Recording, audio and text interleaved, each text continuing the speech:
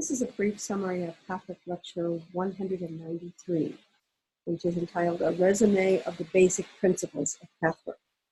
And as you can imagine, it's a condensed lecture. It's full of all kinds of information. One of the things I discovered this month was that on this particular lecture, it's ridiculous to try to cram it into 1 month's subdivision of 4 subtopics. So originally, I put the guide's list of basic concepts into 1 week, and then went over what seemed to be a little bit special in the first 3 weeks. Explain that in a moment. And by the 4th week, I realized that you can't cram a whole bunch of basic principles into 1 small weekly section. So I expanded it, and in January 2020, I'm going to go over all the basic principles that the guide listed towards the end of the lecture. So in this summary, I'm going to only focus on the first 3 subtopics that I decided upon. The first was that the guide starts talking about why Pathwork is different from other spiritual disciplines, or the distinctions. The second was that he describes our work as happening on 5 different levels of human personality. And then in the 3rd week, I focused on one of those levels. Since this was a 5-week month, I found that I went back to that same topic later on. So it was an example of how I started feeling that there was much more material here than I could possibly handle than I had first experienced. It was a learning for me. And spiritually, if there's a contract, if somebody is able to give something or offer something, they give it because they're getting something back, and I get a lot out of trying to explain the concepts. I have to get them straight in my head. I have to understand them thoroughly. I have to find examples, and it solidifies my understanding of Pathwork principles. So that's what I get out of doing all this work. So why is Pathwork a little bit different than other spiritual disciplines? The guide says that there's 2 basic approaches to spirituality, meaning 2 paths to the same point. 1 path, 1 way, 1 approach is to focus on an experience of the divine, to feel the divine in us, to sense the divine in others, in nature. And that by experiencing the divine, by sensing it, talking about it, feeling it, even physically, awareness of the divine, that we will understand it better, that we will be able to adjust and stay with it better, etc. The other approach is to look at where the divine is blocked. And the guide minces no words about that. That's the Pathwork way. There's a presumption of the divine being the natural, relaxed, and wonderful way. The previous lecture was Pathwork Lecture 150, which is self-liking as a condition for universal bliss. And the premise was bliss is our birthright. Bliss is all around us. We just need to engage with it, and not liking ourselves gets in the way. In the same sense, the divine is all around us. We can access it anytime, anywhere. Pathwork focuses on why we don't. What holds us back, what blocks us, what distracts us from enjoying what is. So that's one of the differences between Pathwork and other spiritual disciplines. Then he explains that we work with 5 levels of the human personality. Now, those of you who, I've used this before in study guides, and many of you know this, there's a triangle created by the psychologist Maslow, and it's triangle with lines across it. And it basically says the physical comes first. Have to take care of the physical, because you have to be alive to do any kind of psychological or spiritual work as a human being. So first layer is the spiritual. Second layer is the feeling or emotional, because we have feelings or emotions before we have thoughts. That's the natural development of the human in terms of understanding and communicating. We first understand and communicate sensorially, by sensation, by feeling with the body and the emotions, before we are able to think And we think of thinking as speaking in full sentences in our own heads. But the intellect is better than that. The problem is that we can't connect to it. So there have been studies with infants that infants can use reasoning and they can think and they can make decisions, but they can't explain that to us. And because that happened before they learned to use words, they may not remember it, because how do you remember something that was pre-verbal? That's where the work in breath work and in body sensation, body psychotherapy, the memories are there. They're just hard to get a hold of. So the mental layer, the third layer, winds up being very, very important, because that's how we are able to access our sensory experience, how we're able to access our experience, how we're able to access our physical reactions to things through a mental process. And then there is the level of will, which is misunderstood sometimes. There is an inner will, a divine spiritual inner will, and then there is the self-will of the personality. And we can use the same words for these two layers, but they mean completely different things. So just leaving it at will for the moment. And then there's the layer of experience. That's the fifth layer. So you have the physical, emotional, feeling and emotional, mental, will, and level of experience. The guide says that it is the level of experience that we underestimate. I have found the most interesting work this month for me was in my realization that I had underestimated experience. I had done it for the third week in the series, repeated it in week 5 with an extra exercise. Because if something is not well understood, then it's going to take more time to get used to than the things that that is a level of human personality. So I'm going to focus right now in this short summary on the level of experience.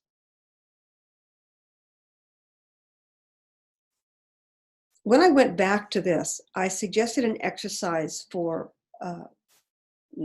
those who received the weekly newsletter and who attend the weekly meetings. And what I suggested was a way of seeing experience as fluid and changeable in a way that we may not have been consciously aware of before. Meaning, an awful lot of spirituality happens without our thinking about it. It's natural, it's flowing, happens all the time. A lot of human growth and development happens without much effort.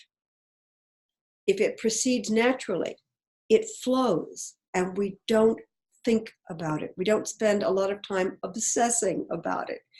It works, it doesn't have to be fixed or addressed, and until attention is brought to it, it just moves on at its own developmental pace. What happens with the level of experience is something happens to us. And the actual experience in that now may be colored, is colored by our memories and experiences from previous times. But that experience is also colored by what happens at the end of that day, the next week, the next month, the next year, the next decade. So without our realizing it, we do reinterpret experience based on the wider context of what we learn, which increases our knowing. With traumatic events, they sometimes stay frozen in time. It's just painful. We don't want to think about it. We don't want to go back there. And when we go back fearfully and contracted so that we remember it, but we don't even want to understand it. Or we want to understand it in a good way rather than simply understanding it and accepting the complexities of what that means. So the exercise was to go back to an experience that you remembered as traumatic, as far back as you can, but a few years is good enough because we change every year. To go back to an experience that you felt was traumatizing and to re-experience it the way it happened in the moment. Now, if we left it at that, we just get re-traumatized because in the moment it was overwhelming. It was terrifying. And we just go back to that feeling and come away terrified and overwhelmed. But the second part of this was to go back with your adult self as if you were holding the hand of your younger self.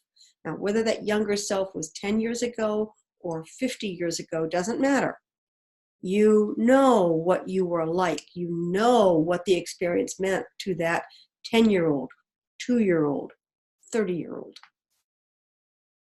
To go back with the person you are today, with the slightly larger or very larger understanding of what was going on around you, what the context was, what happened later, with hindsight, the experience of hindsight, to take that back into the experience and to support yourself emotionally, mentally, even physically, to better understand what was going on at the moment.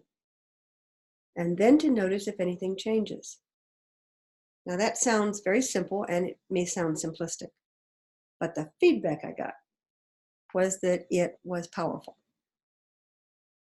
That in going back to an experience and also being able to see where people were misbehaving, where they were not aware of certain things that they only became aware of later, of really understanding how terrified we were so that we weren't thinking clearly, that we were overwhelmed and we contributed to the dysfunction because we were acting out of fear, and just being present with that.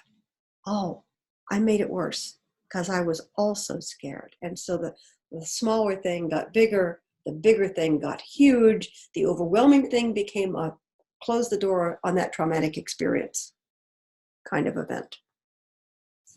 And then to sit with the experience and notice what changed. And several people participated, which is kind of fun. And they shared their experiences. And their realization was sometimes it wasn't as bad as I thought it was. That's a revelation. It changes our judgment. It changes how we put that experience in our life context. A lot of times, I have teased for years that if anybody could bottle hindsight, they'd be the richest person on the planet.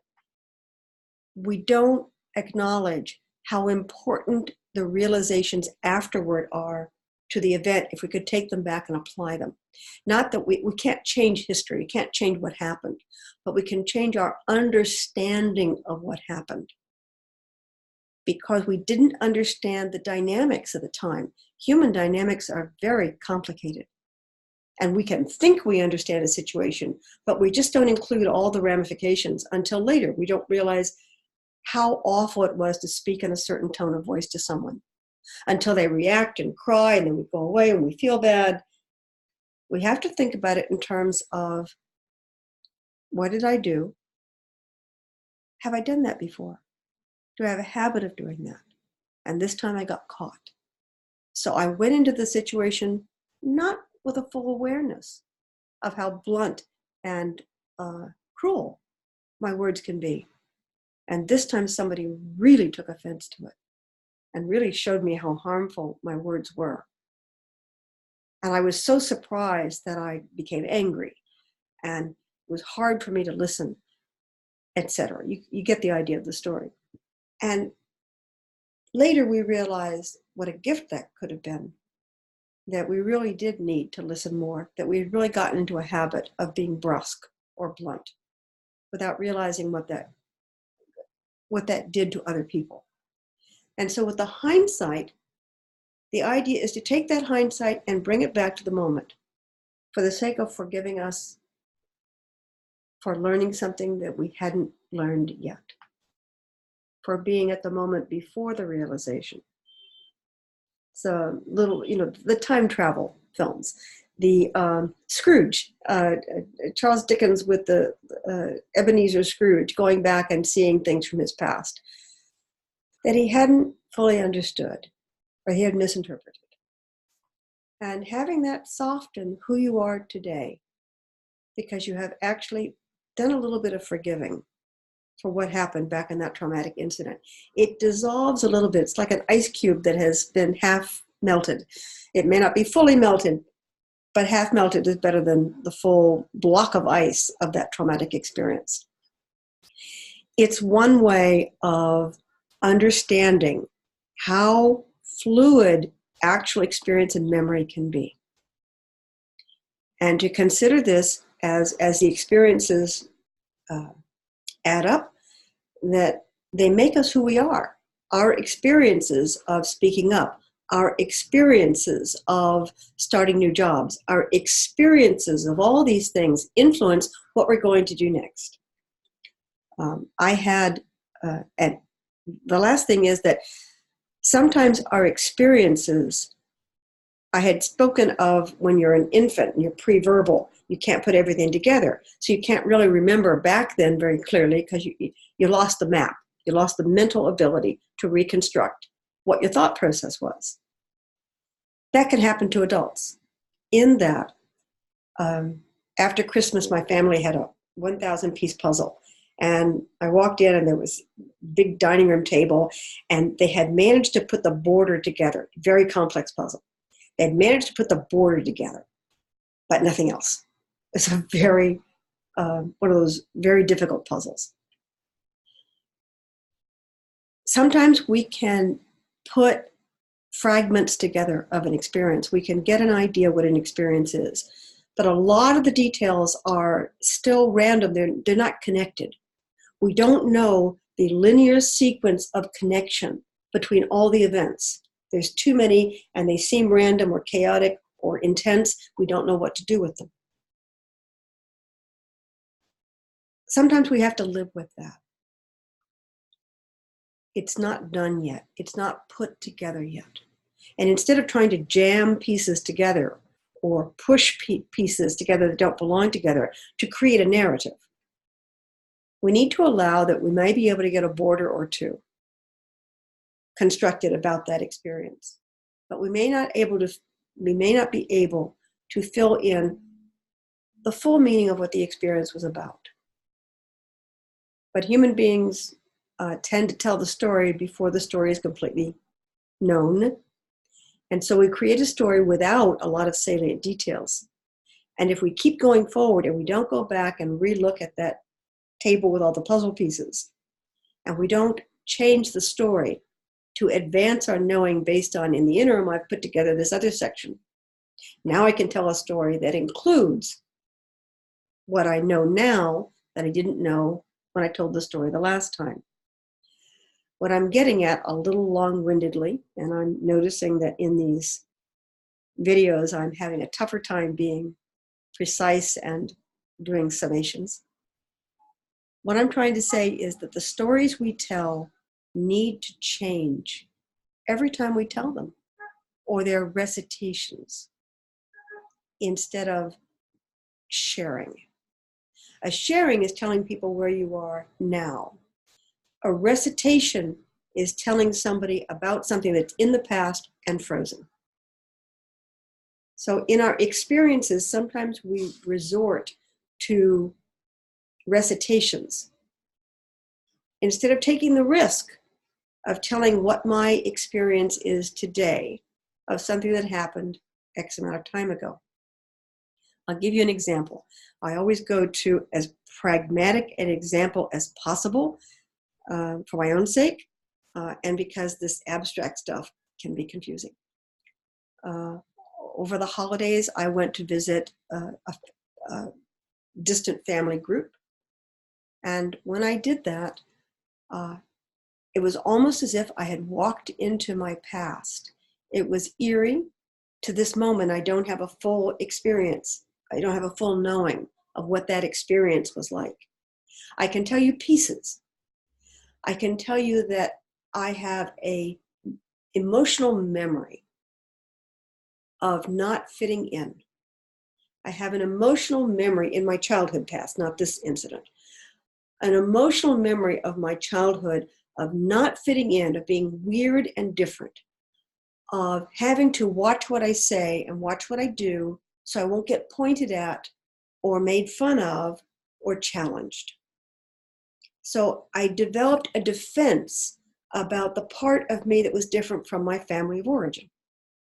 I walked into this family's home and I started feeling the same defense mechanism wanting to raise up. I'm not like them. They don't do the things I do. Their customs are different. The layout of their home is different. How they do things is different. How they speak is different. And I could feel my defenses wanting to rise. And yet these people were perfectly kind and loving. They had no intention to dismiss me in any way. All the things that may or may not have happened in my childhood, because I can't be completely sure, it's a memory, a conclusion that I came to. But all the things that terrified me in my childhood were not present in this particular family group. And yet my defenses were rising. My concerns were rising. So here's my point. I don't know what that was about. I haven't put all the pieces together yet. I would suspect that this is an opportunity for me to see that I was overly defensive when I was a child, overly sensitive about discrepancies in opinions, in lifestyles, that I overcompensated for that, and that I may be doing that to this day, and not recognizing that this defensive system is not necessary. And this is my invitation. When you look back at your experiences and let them be alive and changeable, and go back and experience them in a different way, that you can begin to see where you have grown, where things that you are used to doing aren't necessary anymore. And slowly you can release that kind of defensive system that I physically felt in my body, and gradually begin to disassemble it and let it go, relax, and be more present with what is today. And if you get attacked by someone, if you get dismissed by someone, you have that defensive system. The idea is that it may not have to be activated on a regular basis. It's important to see that you can put it down sometimes. So hopefully this is not too confusing. It's supposed to be a summary of Pathwork Lecture 193, a resume of the basic principles of Pathwork, simply talking about different ways of approaching spiritual work, 5 layers of personality, how experience is underestimated. In the teaching is that the experience is an underestimated aspect of human personality, much less life.